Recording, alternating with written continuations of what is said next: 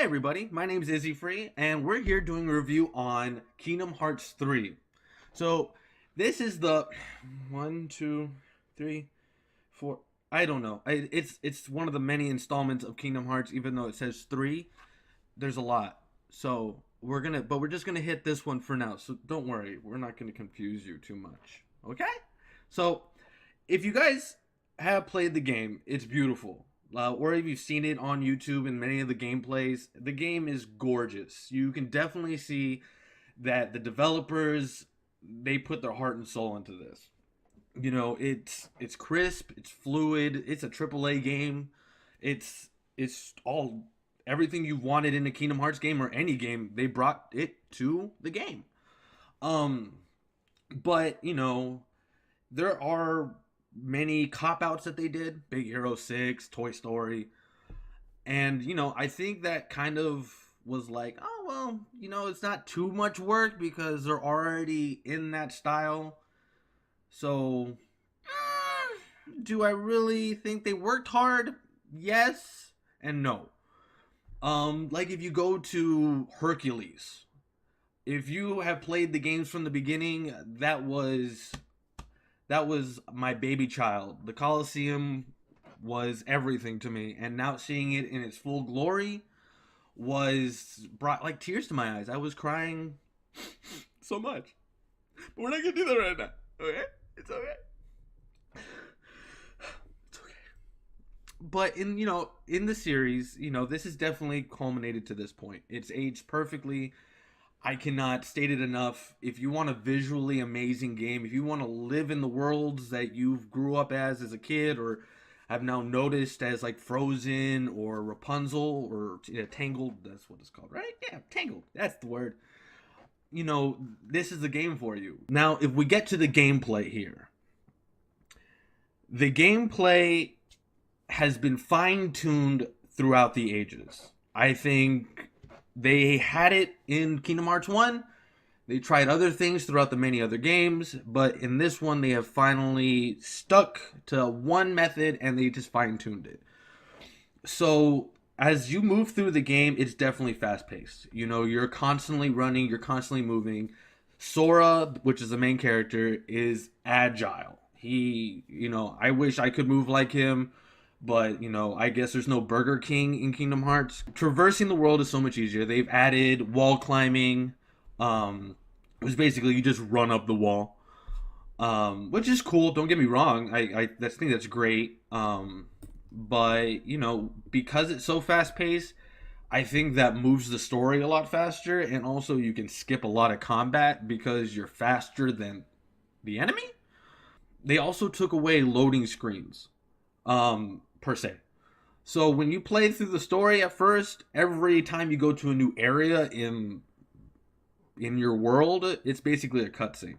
So you don't really feel like there's loading screens, and the areas that you are in are so humongous that it just flows. And I think that was a great way to do it, because if you played the old ones, those loading screens were very obnoxious. They came out of nowhere. You didn't know, and it really took you out of the game. But I think in this one, like I said, they really took the time and they really perfected their craft. Let's get to the combat. That's what everybody wants to hear. The combat in this game is going back to like Kingdom Hearts 2. Basically, you still have your little menu bar on the side, which has your attack, your magic, items, like if you want your potions, all that good stuff. And then at the bottom, after the first or second world, you get things called links. Links are basically what us old schoolers call summons. Basically, you can use your directional pad to go through these little things like attack and all that, and you use combat like that. In this game, they've definitely perfected it, because now you can switch keyblades mid-battle. You're no longer stuck with one keyblade and then having to pause and then switching to a different keyblade because you found out you picked the wrong keyblade. No. You can actually now switch between 3 keyblades on the go, which you might think, isn't that a bit much? No, it's actually quite fluid. And, it's a simple, quick directional pad. And really, after you do the first tutorial world, which is going to be Hercules' world, you really will have it hands down already clamped. As always, you are still more agile, so Sora feels like he's just dancing around his enemies rather than you just standing there like a rock and getting hit and then taking hits. You can definitely dodge later on in the game. Unfortunately, they don't give you the chance to use dodge or recover until later in the game, which I don't understand why, especially since they're marketing this game as such a big game and everybody's like, oh, what is this? And people who haven't played the game are going to kind of want that mechanic, you know, especially when they're constantly getting hit. They're going to die a lot faster and they're going to be like, why can't I just parry back? Like, this is the third game. So I don't really understand why they don't give that to you straight off the bat, but you know, that's just one of the minor things. They've also added shortcuts, which they had shortcuts in other games, but I believe they were only used for magic. So basically what a shortcut did was you hit one of the triggers and it would pop up a quick menu where then you could just use one of the main buttons. Like for me on the PS4 would be like X, circle, square, or triangle. You could either cast magic real fast or you can do a link. But besides that, you know, those were really nice additions. They were really well done. Another special thing in combat is the fact that you can add what I think most Disney fans are really going to appreciate, especially if you've been to like Disneyland or Disney World, are the attraction rides. So basically, they're kind of like slinks and summons. They don't come all the time, but certain enemies will have like a little circle around them that when you hit that enemy, you unlock a random attraction. And when I say random, they're basically 4 attractions you get to choose from, and randomly it will choose whatever fits that battle scene. So let's just say you're fighting enemies, you'll have a certain ride for that. Or if you're fighting enemies that are on the ground, another for that. After, you know, in the beginning, they're great, they're fun. But after a while, as you get better at the game and you get better equipment, they're really not as needed, and at that point you've seen them enough that you kind of know what they do, and they kind of lose their charm. I see why they did it, I appreciate it, but if you're buying the game just for that reason because there's attractions, I'm just going to tell you right now, there's very few, and it's not really that big of a deal. Also with that, each character that you have, every companion that you get from different worlds, like back to the example of Woody and Buzz, these guys will give you a certain team power. After a while, after you defeat enemies, you'll hear like Woody going, "Hey, Sora!" And what happens is when you hit the triangle button for the PS4 players, you will unlock a special ability with that you team up with them, and you do some really cool things. Each world, and like Rapunzel has her own little team attack. You know, Big Hero 6 has their own team attack, and they're all really well thought out, well done. My only issue is that it's not really diverse. And don't get me wrong, I'm not expecting that each character would have 6 different unique attacks, but definitely 2 that they would switch off just to give me some more variety. Because honestly, when you use Rapunzel, she just tangles you up in her hair and she throws you. Once you do that about 3 times, it kind of gets old. Because Goofy has the same kind of attack and it does the same kind of thing. So it's just one of those things that loses charm after a while. Adding to the agility, they added that you can now attack from like flag poles or, you know, monument poles, and even from the walls, which is definitely a different way of combat, which I didn't really use as much just because I've played the game on one surface for so long that adding these other things just didn't make sense to me. But for new players, that might work. That might, you know, definitely add a little bit more flair to the game, which I'm all for. Now, if we get to the summons, or I'm sorry, the links of the game. Basically, these are characters that don't have their worlds, and they come and help you. You call upon them to help you out. In this game, I believe you have 1, 2, 3, 4, I think 4 or 5. And honestly, you will only use one. There's one that will basically beat all the other ones out. Don't get me wrong, the other ones are great, but they're a little bit more complicated to begin with. And really, if you're just there to enjoy the game, enjoy the story, you don't really need the other ones. Don't get me wrong, they're great, but they're not necessary. The journal, which now has been replaced actually by the gummy phone. Yes, we now have iPhones in Kingdom Hearts because that's what I wanted, a phone in Kingdom Hearts. In this phone, it doesn't just have all your characters that you meet and, little backstories like, if you meet Hercules, it tells you what movie he came from and a little bit about him. That's usually what the journal will entail. But now with this gummy phone, you have all that, you have all your enemies, and you have little mini games. Yes, these little mini games are basically the Game and Watch style of games. They're not like little normal games, they're very much old fashioned, which is great for some, I guess, if you really want to experience the full world of Kingdom Hearts. There you go. To me, though, I was like, you can skip it. It's not a big deal. Also, coming with the phone, you have the camera. The camera basically is a little more utilization. You can utilize it a little bit more than others. Other things that come with the phone, you would be taking pictures of what they call lucky emblems that are across the world. They're basically like little hidden Mickey symbols that will definitely elaborate more later on. Also, when you take these pictures, if you really like to make memories, supposedly, you can actually use these to take pictures with characters that you meet, like Woody, Buzz, Rapunzel. And every time you point your camera at these characters, they will actually remark on the fact that they're trying to figure out what you're pointing at them. Some of them will realize it's a camera. Other people will just look at you in curiosity. And yes, you can take a picture with Olaf. Yes, there is a selfie feature that you can take a picture with Olaf or any of those favorite characters. Not you per se, but Sora. So if you want a male boy in all your pic photos, you have a selfie.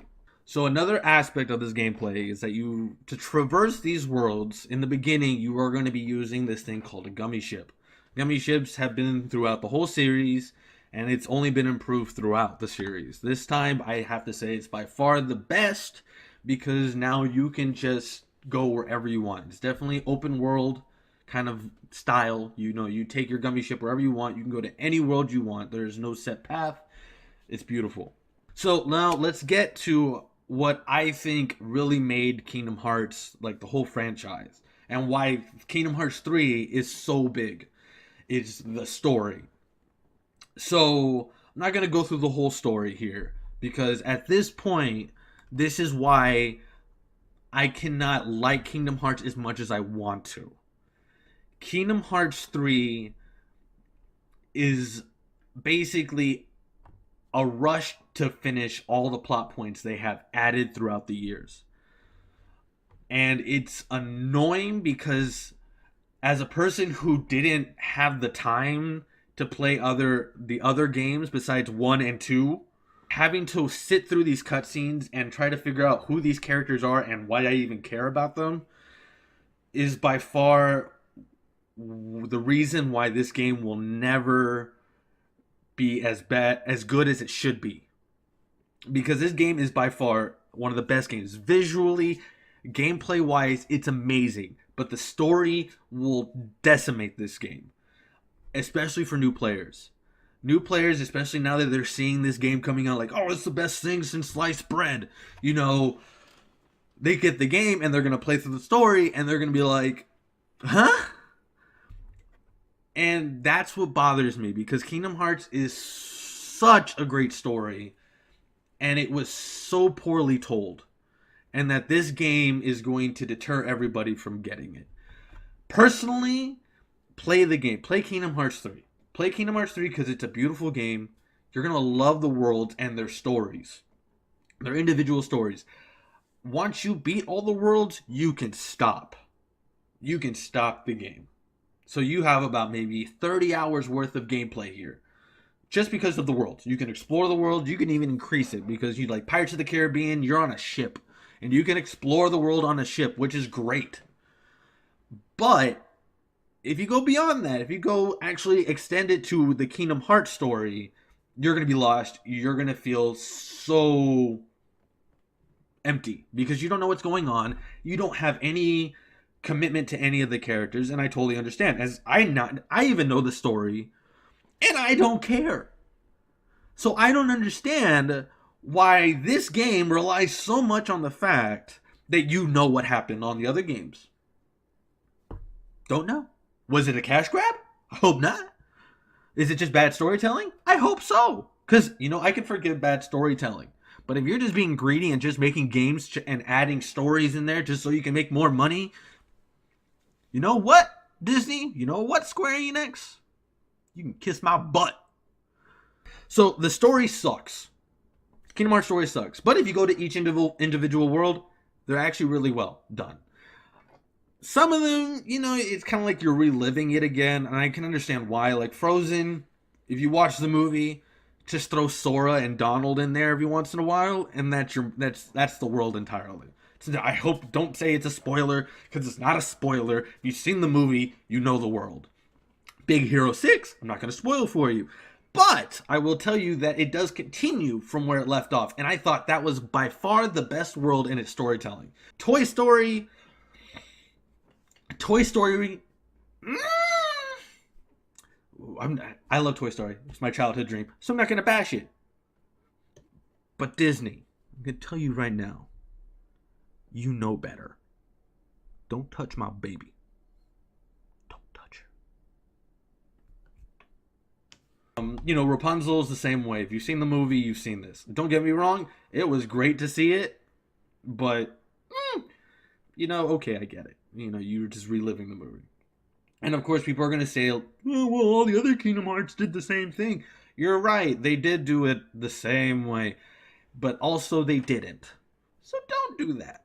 Okay, but finally for the story, I just want to say, even to the veterans who've played all the other games and are more than likely going to say, it was great. The story, no, it does not tie up plot holes. It does not, even if you go watch another YouTube video explaining the story, this game does not tie up all the plot holes. Because this is not the conclusion of Kingdom Hearts. But yeah, if you guys are going to be in it for the story, definitely just stick with the world. If you want to continue going on, prepare to be lost. Be prepared to be lost and bored. The cutscenes with Organization 13, which are the villains in this game, are boring. Grab some popcorn, turn on your phone, because you can be doing something so much better than watching those stories. But if you like expositions, this is your game. Full of exposition. It's called Kingdom Exposition. That's what it is. Not Kingdom Hearts. Kingdom Exposition. Because, gosh, everybody likes to talk. At the end of the game, let's just say you beat the game. It gives you a chance, go back to the save right before you beat the final boss, which is great. And you can go back and do other things. If you haven't gotten all the little mini games, you can go back to other worlds and do these mini games. And speaking of mini games, each world does have its own mini game. Actually, there is a world that is just one big mini game. Yes, I am talking about the 100 Acre Wood. Yes, you might love Winnie the Pooh Bear and his friends. I'm going to tell you right now, if you're going to give me a world, give me some story with that world. Don't just make it one massive mini game. Every world has their own mini games. It's great. I like them. Big Hero 6 is a massive challenge world. Toy Story, you get to immerse yourself in a console game.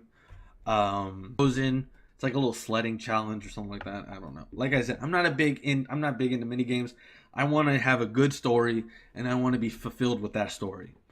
But for you players who want to do everything in the game, you can also build the Ultima Keyblade, which is basically the ultimate Keyblade in this game. Do you need it to beat the game? No. Hence why I put it down here. I recommend getting the emblems, not the emblems, but the lucky, oh man, I forgot the name. This little Mickey Mouse things. I'm not going to even elaborate on that.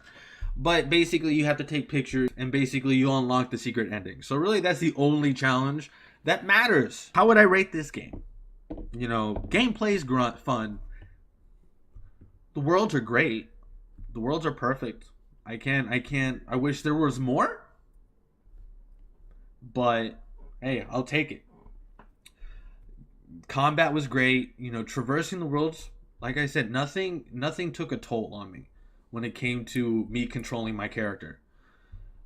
Story, though, will. And I think that's what really affects the score that I'm about to give it. Because I think, especially if you're going to do a single player game, your story has to hold up. And don't tell me, well, Israel, you should just play the other games or just watch the video and you'll understand the story. What makes a story great is because you are invested into the characters.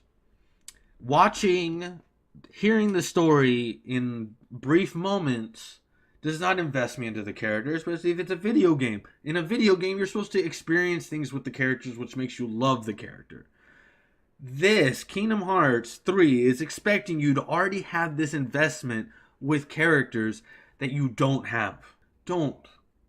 I'm going to tell you right now, don't play the other games unless you really want to know the story. If you really feel like, because you're going to see the conclusion. You're going to see how it ends. If you feel like the ending was great, go for it. Play the other games. Maybe, you might enjoy it. But if you do not enjoy this conclusion, then don't play the other games. The other games, you're going to feel a lot less fun. I might recommend Kingdom Hearts 2, but besides that, all the other games are pointless to me. Even Kingdom Hearts 1. I'm going to tell you that right now. Kingdom Hearts 1, you're going to hate it because Sora is basically a rock. He's a rock that you are pulling on a string across the desert because he does not move. It's definitely a headache. Quick game, headache. Kingdom Hearts 3 on its own merit is a terrible story. Terrible story that I believe newcomers to the franchise are going to hate because they don't understand. And people who loved the franchise from the beginning and didn't, and because we couldn't play all the games out there because we had lives or we just never heard about it. Yeah, I want you guys to know there is a game that is going to be connected to all this that is on your phone. My sister right now is playing it right there. And I had to explain to her that this game that she is playing, her character and every character in it dies. Spoiler alert. Kingdom Hearts 3 has evenly failed as it has achieved many goals. It's a visually great game. Great worlds. Great story in those worlds. Everything is fluid. Everything was done great. But the Kingdom Hearts story, take that story away, the game is great. And I'm going to tell you right now, as a fan, I'm disappointed. Kingdom Hearts 3 could have and should have been better with its story. So I'm going to give it a good solid 8. And that's just because the story itself, even though it drags everything else down, if you're a new player, you will enjoy it enough to get a good decent 30, maybe 40 hours. If you really are dedicated to wanting to experience the whole world, 30 to 40 hours a game. I appreciate that amount of game out of it. I really do. But as a veteran, I was expecting more out of the story because that's why I play these games. This is why everybody plays these games. It's a disappointment. That's really all I can say about Kingdom Hearts 3. Do I recommend it? Yes. I recommend this game. I recommend this game to newcomers because if you do enjoy the story, if you do enjoy the game, if you want to know more, go play the other ones. Go for it. Do I recommend this game for veterans? Yes. It's terrible storytelling or a money grab. And I can't support it. And you guys can hate me all you want for it. I don't care. I really don't care because I'm telling you like I see it. You shouldn't have to tell your story in 7 games and then come out with a Kingdom Hearts 3. 7 games. I don't know. I don't know where I learned to count. I don't know if they count different in another country. But it goes 1, 2, 3. The only thing besides 3 is 1 and 2.